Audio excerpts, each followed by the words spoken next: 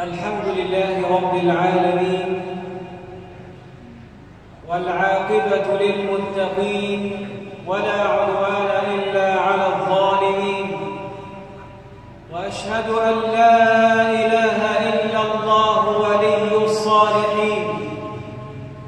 رضاك يا رب خير من الدنيا وما فيها، يا مالك النفس قاصيها ودانيها، فليس للروح آمال تحققها سوى رضاك، فذا أقصى أمانيها. فنظرة منك يا سؤلي ويا أملي، أشهى إلي من الدنيا وما فيها. وأشهد أن سيدنا محمدًا رسول رب العالمين.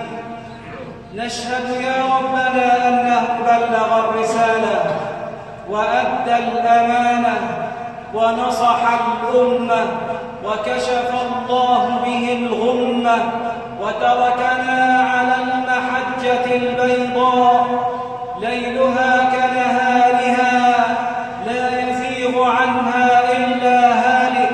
فصلوات ربي وتسليماته عليه. أما بعد، أيها الإخوة المؤمنون، فإن أصدق الحديث كتاب الله، وخير الهدي هدي محمد صلى الله عليه وسلم، وشر الأمور محدثاتها، وكل محدثة بدعة، وكل بدعة ضلالة، وكل ضلالة في النار. وما قل وكفى خير عند الله مما كثر وألهى، وإنما توعدون لآت وما أنتم بمعجزين.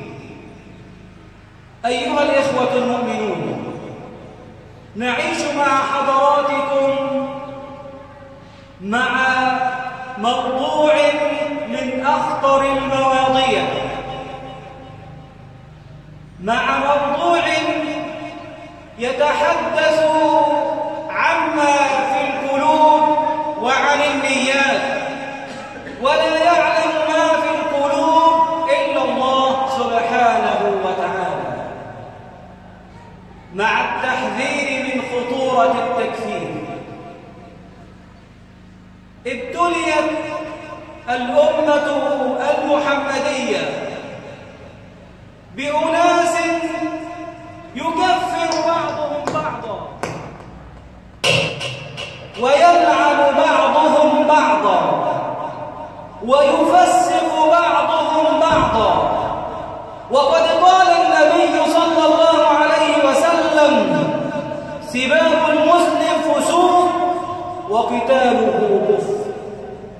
هذه الأمة المحمدية التي اصطفاها رب البرية، قال الله عز وجل عن شأنها: وكذلك جعلناكم أمة وسطا لتكونوا شهداء على الناس ويكون الرسول عليكم شهيدا. جاء النهي الإلهي من أن ينقب الإنسان عما في القلوب، فلنا الظاهر، والله عز وجل يتولى السرائر. يا أيها الذين آمنوا إذا ضربتم في سبيل الله فتبينوا، ولا تقولوا لمن ألقى إليكم السلام لست مؤمنا تبتغون عرض الحياة الدنيا فعند الله مغانم كثيرة كذلك كنتم من قبل فتبينوا إن الله كان بما تعملون خبيرا. جاءت أحاديث النبي صلى الله عليه وسلم تحذر من خطورة هذا الفعل، أن ينسب الإنسان لإنسان مثله يشهد أن لا إله إلا الله وأن محمدًا رسول الله، يتوجه إلى البيت الحرام في صلاته، يفعل أركان الإسلام، ثم بعد ذلك يرمى زورا وبهتانا بالكفر والعياذ بالله. قال النبي صلى الله عليه وسلم: واسمع وتدبر هذا التهديد المحمدي من الحبيب النبي صلى الله عليه وسلم. قال النبي صلى الله عليه وسلم: أيما رجل قال لمسلم يا كافر فقد باء بها أحدهما، فإن كان كافرا وإلا رجعت الكلمة عليه. أيما مسلم قال لمسلم يا كافر فقد باء بها أحدهما، إن كان كافرا كما قال وإلا رجعت الكلمة عليه. فهذا تحذير من أن نطلق ألسنتنا وأن نصنف الناس. ابتليت الأمة قديما بل ابتليت حديثا بأناس يصنفون المسلمين: هذا مبتدع وهذا فاسق وهذا كافر والعياذ بالله. وهي بدعة قديمة أول من تكلم فيها الخوارج، وهم كلاب النار كما قال المصطفى صلى الله عليه وسلم. جاء رجل إلى النبي صلى الله عليه وسلم بعد أن قسم الغنائم فتكلم بكلمة كفر. قال: يا محمد هذه قسمة ما أريد بها وجه الله. يقول ذلك للنبي صلى الله عليه وسلم. وفي رواية أخرى يقول: يا محمد اعدل. فيقول النبي صلى الله عليه وسلم: خبت وخسرت، من لم يعدل إذ لم أعدل. فيقول أحد الصحابة: يا رسول الله ألا أضرب عنقه؟ فيقول النبي صلى الله عليه وسلم: لعله يصلي، يمكن يصلي، يعني مسلم، يعني شاهد أن لا إله إلا الله وأن محمدا رسول الله. فقال هذا الصحابي: يا رسول الله كم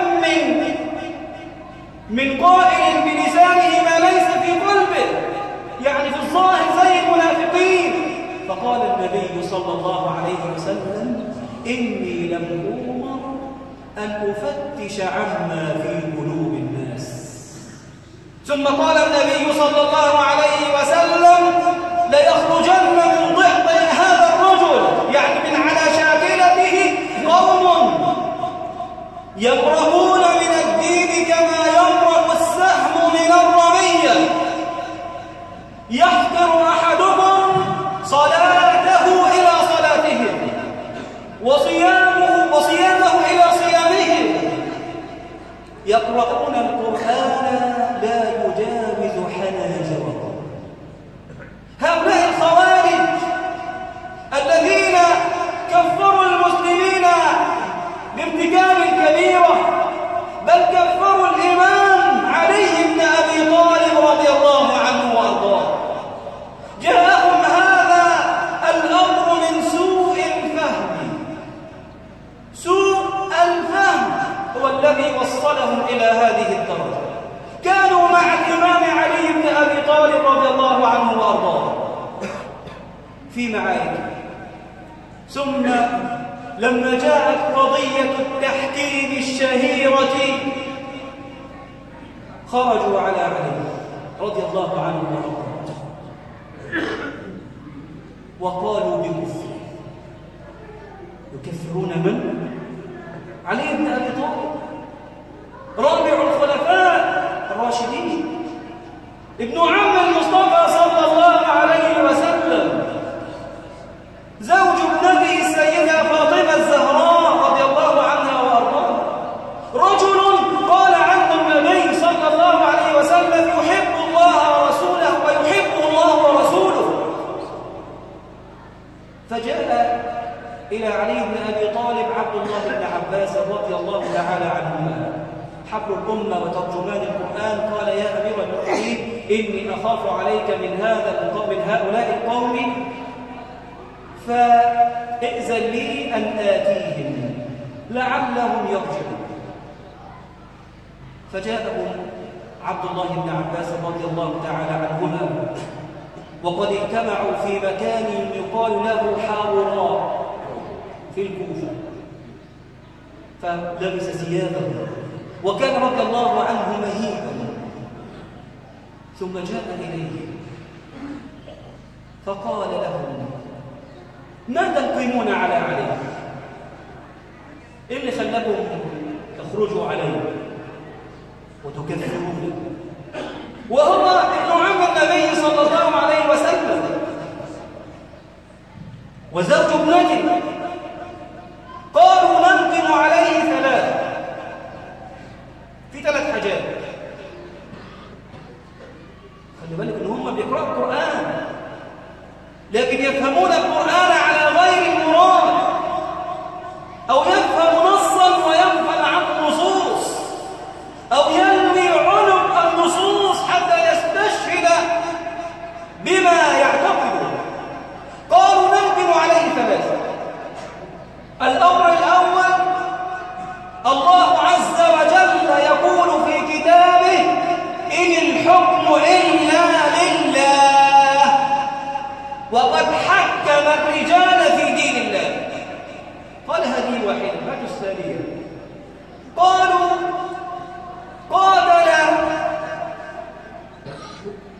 قاتل ولم يسلم ولم يغلب، يعني قاتل طلحة والزبير ومعاوية وعائشة رضي الله عنهم ولم يسلم، لم يأخذهم أسرى ولم يغنم أموالهم.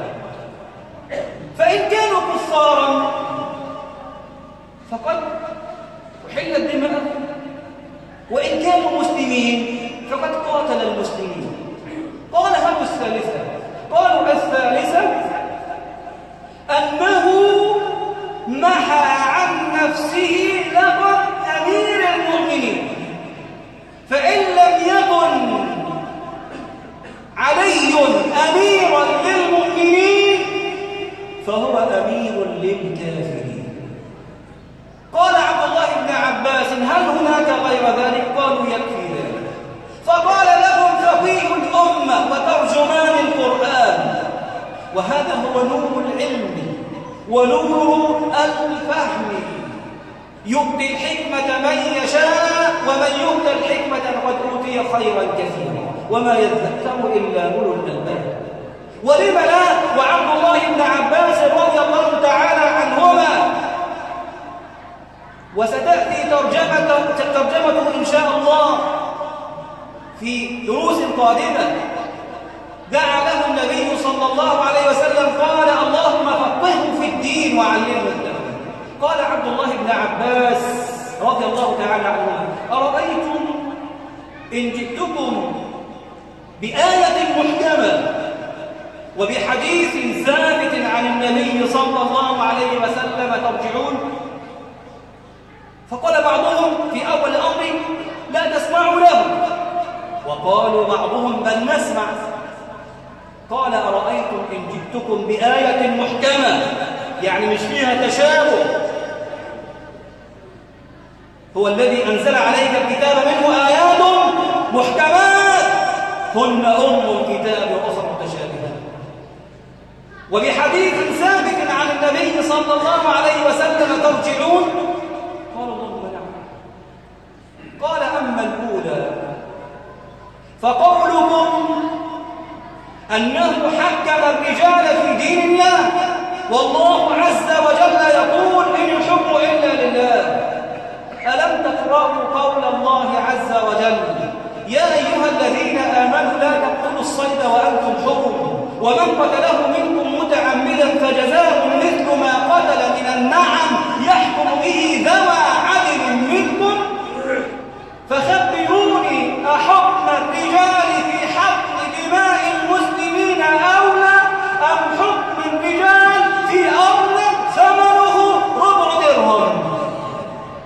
ألم تقرأوا قول الله عز وجل: وإن خفتم شقاق بينهما فابعثوا حكما من أهله وحكما من أهلها إن يريد إصلاحا يوفق الله بينهما. فخبروني، أحكم الرجال في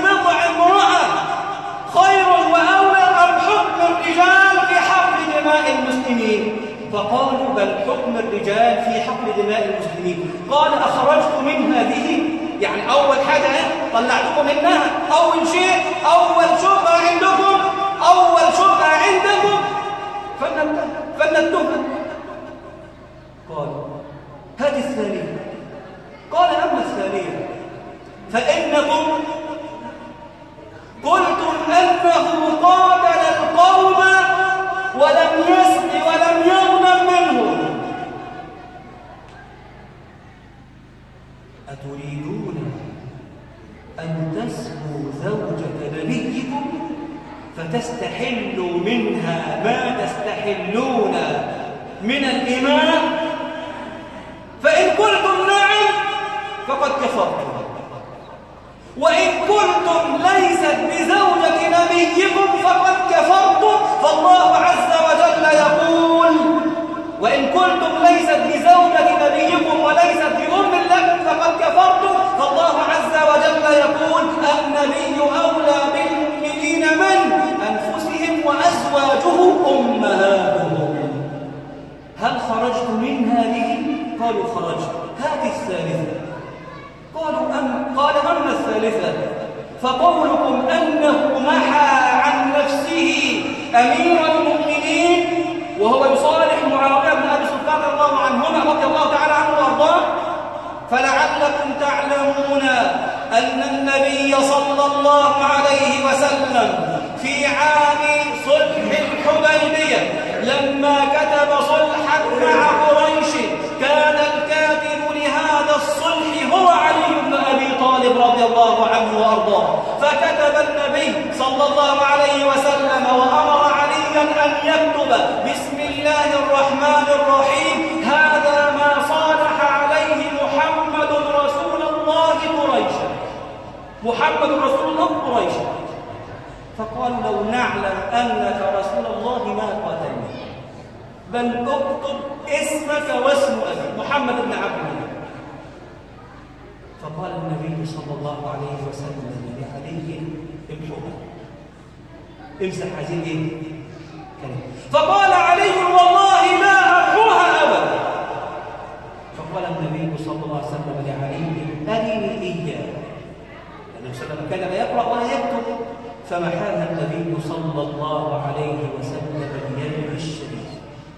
ففعل علي مثل ما فعل الحبيب النبي: لقد كان لكم في رسول الله أسوة حسنة لمن كان يرجو الله واليوم الآخر وذكر الله كثيرا. قال عبد الله بن عباس: أخرجت من هذه. قالوا: اللهم نعم. قولي هذا واستغفر الله وكفى. السلام على عباده الذين اصطفى، وأشهد أن لا إله إلا الله وحده لا شريك له، وأشهد أن سيدنا محمدا عبده ورسوله.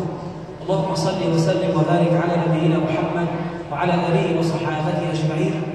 أيها الإخوة المؤمنون، إن النبي صلى الله عليه وسلم حذرنا من خطورة الكلمة. فربما يتكلم الإنسان بكلمة توبق عليه دنياه وأخرى. ممكن الإنسان يتكلم بكلمة لا يلقي لها بالا ولا يظن أن تبلغ ما بلغت، فتكون هذه الكلمة سبب في أن يدخل النار والعياذ بالله. وقد قال النبي صلى الله عليه وسلم: من صمت نجا. وقال النبي صلى الله عليه وسلم: ومن كان يؤمن بالله واليوم الآخر فليكن خيرا أو ليصمت. قال النبي صلى الله عليه وسلم: إن العبد لا يتكلم بالكلمة من رضوان الله لا يلقي لها بالا فيكتب الله عز وجل له بها رضوانه إلى يوم يوم. كلمة واحدة بس. وإن العبد لا يتكلم بالكلمة من سخط الله لا يلقي لها بالا فيهوي بها في النار 70 خريفا. وفي رواية: فيكتب الله عز وجل لهذه الكلمة سخطا إلى يوم يلقاه. فليحذر الإنسان من أن يتكلم فيما لا ينفع، وألا يتكلم فيما لا يفيد، وألا يتكلم بغير علم، لأنه قد يكون، وهذا أمر في غاية الخطورة، قد يكون الأمر بحد ذاته أو القول كفر، لكن لا تستطيع أن تنسب لهذا القائل الكفر، لأنه قد يكون متأولا أو قد يكون مكرها أو قد يكون عنده حجة. لذلك جاء عن الإمام مالك رحمه الله: إذا قال إنسان قولا يحتمل الكفر